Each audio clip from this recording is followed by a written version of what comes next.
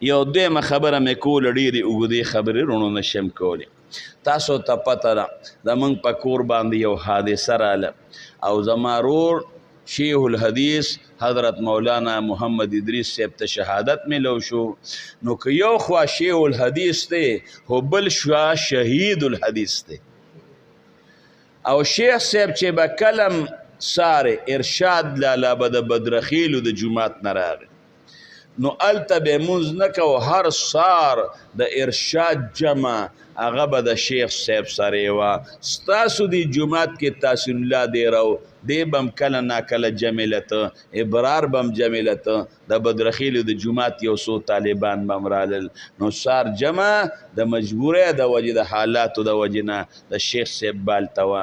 نو چې بیا به کله جمع وکړه په دغې ساره مرشاد ولاله جمع وکړه نو بیا به طالبانو داسې نیمه ګنټه 40 منټه په خپو باندې وله زور وکړه. بیا به شیخ صاحب لاړ. هر سار به د شیخ صاحب دأب او طریقه دا وه. الله دې زما روندار له ډېر زیات ژوند ورکړي سره د روغ صحته. نو شیخ صاحب به ولامبل پاکې جامې به شیخ صاحب واچولې او ځان سره به د کور نه بخاري واغېشت ترمیزي به یې واغېشته ځکه دا محدثین ځان سره اکثر په کتابونو باندې څه نکتې لیکلي هغه به یې ځان سره واغېشتل او ګاډي کې چې به شیخ صاحب ناست نو شیخ صاحب به ذکر کو. شیر عالم نه تپوس وکړئ دا د شیخ صاحب طریقه وه. هر سال بخاري ورسره و ترمیزي ورسره وه ذکر اسکارې کو. استاد جی وی پته نه لګي خو بس ډزې وشوې وی شیخ صاحب وی چې یا الله خیر بس یا الله خیر وي زما په اوږه باندې سر کېښود وینې ترې روانې شوې او الله نه دی کړولی شهادت هم الله په اسانه ورکه. او مانځو مدرسې پورې نه دی رسېدلی چې شیخ صاحب سا ورکړی وه. په اودس کې لاړ اودس کې چې انسان وفات شي هغه شهیدي. بخاري ترمیزي ورسره وه. چا به ګاډی غشتي خپل ګاډي کې به هغه انسان کاروبار لځي څوک به پکې نوکری لځي. شیخ صاحب چې کله ګاډی غشته یوسف احمده ګاډی به الله پاک راله راکړي. زمونږ تاسو ته پته والد صاحب سره مې شکر دی دومره پیسې وې چې ګاډی پې کېده الحمدلله.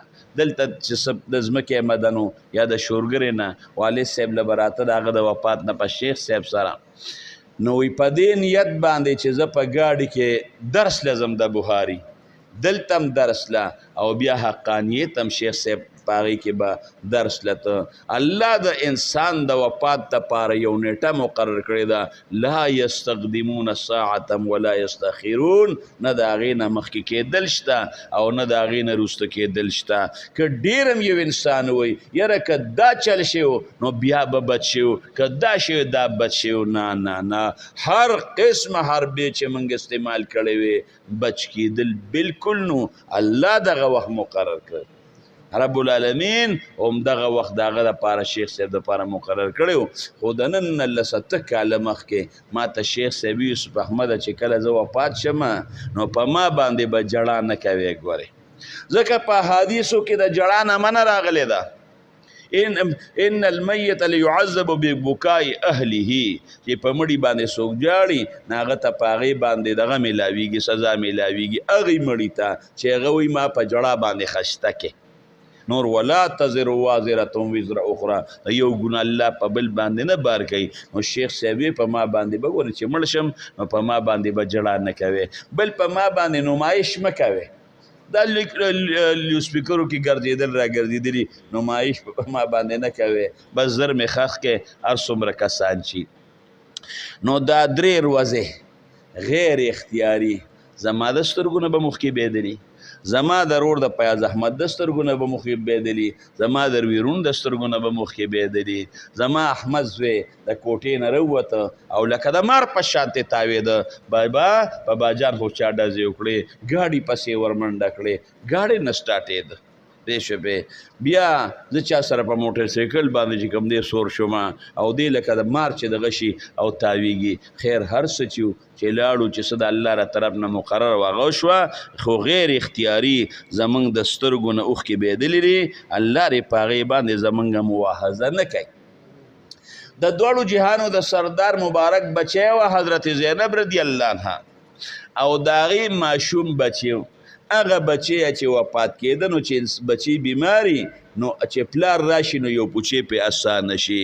نو رسول الله مبارک پسې سوال جواب ولېږه چې بابا تراشه او زما بچې د ځنکدن په تکلیف کې دی. رسول الله مبارک ورته وی بچې صبر کوه، بس صبر کوه، الله درکړی دی، الله به درنوالي، او بچې صبر کوه. ان لله ما اخذ وله ما اعطى وكل عنده باجل مسمى. هغې ورپسې بیا سوال جواب راولېږه، وایي چې قسم درله در کوم چې راشه د دواړو جهانو سردار مبارک ورغی. چې ورغې نو هغه نوسې هغه ولدي لور په غېږ کې ورکه. نو د دواړو جهانو سردار مبارک چې کله هغه نوسې په غېږ کې واغېسته، د پاک پیغمبر مبارک د سترګو مبارکو نه اوښکې روانې شوې، اوښکې ترې روانې شوې. د حضرت سعد ابن معاذ رضی الله عنه هغه د دواړو جهانو سردار مبارک ته فرمایي ما هذا یا رسول الله، د الله رسوله د جړا نه خو ته منع کې او ستاسو د سترګو نه خو اوښکې روانې شوې، ستاسو د سترګو نه اوښکې روانې شوې. پاک پیغمبر مبارک او فرمایل رسول الله صحابه هم ورته وی یا رسول الله په بکر نبی سلام فلما را القوم بکاء النبي سلام، نو بکاو صحابه هم وجړل. فقال الا تسمعون ان الله لا يعذب بدمع العين او ولا بحزن القلب ولكن يعذب بهذا واشار الى لسانه. د سترګو نه چې اوښکې بیږي په دې باندې الله پاک انسان له سزا نه ورکوي. زړه چې غمجن شي په دې باندې الله پاک انسان له سزا نه ورکوي. چې کله د انسان په خولې باندې ګډې وډې وي الله زه دې لیدې ما، الله په ما باندې غم راغی، الله ما نه دې زوی واغېسته، نو په دغې خبرو باندې الله په خفه کېږي، په دغې الله خفه کېږي.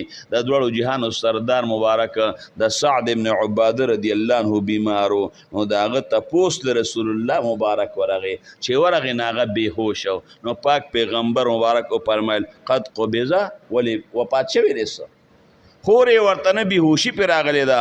ففاضت عیناهو، د دواړو جهانو سردار مبارک چې سعد په بېهوشۍ کې ولیده وی جړل پاک پیغمبر مبارک. رسول الله مبارک او جړل، او هغې وخت کې رسول الله مبارک ویلی دی، بل ځایم کې ویلی دی د دواړو جهانو سردار مبارک وی هذه رحمتون، یعنی دا اثر د رحمت ته جعل الله فی قلوب عباده، دا الله د خپلو بندگانو په زړونو کې رحمت پیدا کړي. کله کې رحمت نه وي د سترګو نه به اوښکه نه بیده، خامخا چې ړه کې رحمت وي د سترګو نه اوښکې بیږي. ام الفضل دا د رسول الله مبارک ته چې حضرت حسین رضی الله عنه کله پیدا شو اوږده واقعه ده، نو د دواړو جهانو سردار مبارک لی حسین رضی الله عنه چې پیدا شو رویړ د غېږ کې ورته کېښود. رسول الله مبارک ته دا نوسي ډېر زیات ګران، ډېر زیات ورته ګران. چې کله به د دواړو جهانو سردار مبارک په سجده و نو حسن او حسین به ورته په اوږو باندې سواره شو، نو چې تر څو پورې به دوی نو کو شوې پاک پیغمبر مبارک به د سجدې نه سر نه اوچته و چې هسې نه حسین یا حسن ما د ملا نفروز یو خوږ نه شي، په مانځه کې به له دې خپو کې ورننوتل، رسول الله مبارک به ورته خپې کولې وکړې هسې نه چې خپو کې مې خوږ نه شي. نو چې کله حسین رضی الله عنه یې ورله په غېږ کې ورکه نو هغه وایي نظر مې بل خوا واوړېده، نظر مې راوګرځو، نو د دواړو جهانو سردار مبارک جړل. وی ما ورته د الله رسوله ولې جاړې؟ وی ما له اوج جبریل امین سره خاوره راوړه چې کوم ځای کې به حسین شهید کېږي د هغې ځای خاوره یې راوړله سره، او وی راته وی چې ستا امت به ستا د انوسې شهید کوي. وی ما وی زما د انوسې به شهید کوي، نو د دواړو جهانو د سردار مبارک ته چې د خپل نوسي د شهادت او د شهید کولو پیشنګوشي ملو شوه چې یاره دا به شهید کېږي، د دواړو جهانو سردار مبارک سترګو اوښکې به یې ولیدې که نه دي به یې د زینب بچی چې وفات شو په غېږ کې سترګې اوښکې به یې ولیدې که نه دي به یې ولې؟ چې کله سعد ابن عباده رضی الله عنه بیمار و سترګې اوښکې به یې ولیدې که نه دي به یې ولې؟ د پاک پیغمبر مبارک رضاعي ورور عثمان ابن مسعود رضی الله عنه چې کله رسول الله مبارک هجرت وکړ مدینه منورې ته نو لومبي صحابي چې د هجرت نه پس وفات شو عثمان ابن مسعود رضی الله عنه د دواړو جهانو سردار مبارک دومره وجړل د پاک پیغمبر مبارک د دې ګیرو نه هغه اوښکې وبهېدې او د عثمان ابن مسعود په مخ باندې ور پرېوتې او فقبله عثمان ابن مسعود د مرګ نه پس ښکل د دینه معلومه شوه د مړي هغه تقبیل او هغه ښکلوم دام جایز دی دا د دواړو جهانو سردار مبارک هغه ښکل کړی دی او دومره جوړلی دی د مخ نه اوښکې وبهېدې په ږیره او د عثمان ابن مظعون په مخ باندې پرېوتې او بیا چې کله ښخ که نو یو صحابي ته وایي ورشي یو غټه ګټه راواله دا ورله دې سر سره کېدو نو هغه صحابي هغه ګټه نه شو راغشتې ډېره زیاته درنه وه د دواړو جهانو سردار مبارک دا لیچ یو چته کړې او ورغې هغه ګټې راوچته کړه هغه صحابي قسم په الله د رسول الله مبارک د لیچ هغه سپینوالی اوس هم زه محسوسوم او وایي نعرف به اهانه په دې به خپل ورور پیژنم قبر سر ته ورته تیږه کېښوده زموږ علما وایي که انسان د قبر په سر یو نهه کېدي د پار د معرفت د میت په دې به زه خپل مړی پیژنم جواز شته نو دا غیر اختیاري جړه خامخا رونو دا وي دا نه چې دا وجاړي او دا جاړي او دا جاړي هغه خو به قلب شقي او ډېر سخت زړه به چې هغه جاړي نه پوه شوې خو لیکن غم اجازت شریعت څو ورځې ورکړی دی دا 3 ورځې